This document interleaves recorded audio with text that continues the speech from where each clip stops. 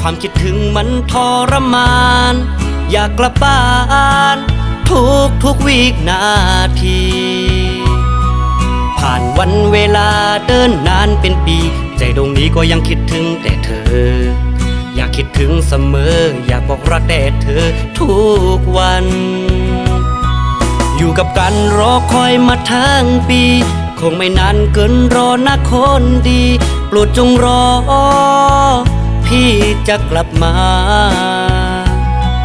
ไม่ว่าวันเวลาเดินนานเท่าไรอย่าหวั่นไหวในใจนะคนดีโปรดจงรอแต่พี่อีกสัก2-3 ปีจะกลับมาอยู่เคียงข้างเธอมาอยู่เมืองกรุงคิดถึงคุณลุงและก็คุณป้า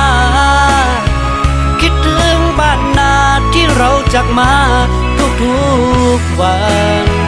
ฝากเธอดูแลทั้งพ่อและแม่ได้ไหมคนดีอีก2-3 ปีพี่จะกลับมาอยู่เคียงคู่เธอขาดยันปีเฮินเย่สิและลูกตั้งเมมาโตเมืองไก่ไปจังขึ้นปอกมืออำจังเฮ็ดหือเสือน้องเอ้ยฝากถึงก่อมองเปิดเฮามีตั้งเสือเจอย้อนสวยกูคำวันเนอเฮาอยู่ลีมีแฮงก่อนปีหักแปงกูคำวันเนอเฮามีตั้งเสือเจอฝากสู่ลุนลาเฮาด้วยถึงป้าพ่อแม่สองเจ้าจอยเด็กนำหุงข้าวปั่นพ่อแม่สองเท่าเฮาให้กินอิ่มทำถึงวัน1 ปีที่ปอกไม้อยู่จำหิมสู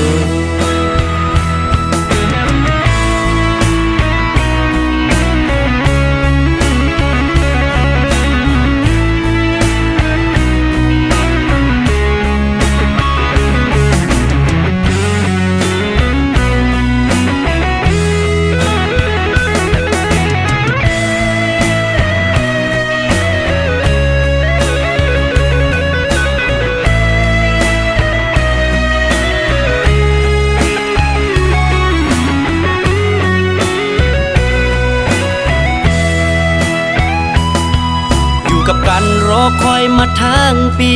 คงไม่นานเกินรอนะคนดีโปรดจงรอพี่จะกลับมา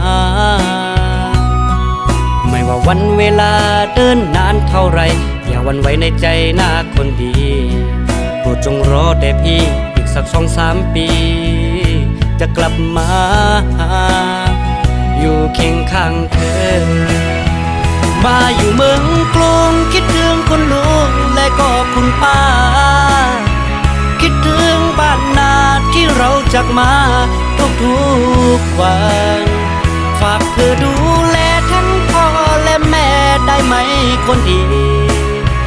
อีก2-3 ปีพี่จะกลับมาอยู่เคียงคู่เธอขาดยันปีเฮินเย่สิและลูกตั้งเมมาโตเมืองไก่ไปจังขึ้นปอกมืออำจังเฮ็ดหือเสือน้องเอ้ยฝากถึงก่อมองเปิดเฮามีตั้งเสือเจอย้อนสวยกูคำวันเนอเฮาอยู่ลีมีแฮงก่อนปีหักแปงกูคำวันเนอเฮามีตั้งเสือเจอฝากสู่ลุนลาเฮาด้วยถึงป้าพ่อแม่สองเจ้าจอยเด็กนำหุงข้าวปั่นพ่อแม่สองเท่าเฮาให้กินอิ่มทำถึงวัน1 ปีที่ปอกไม้อยู่จำหิมสูทำถึงวัน1 ปีที่ปอกไม้อยู่จำหิมสู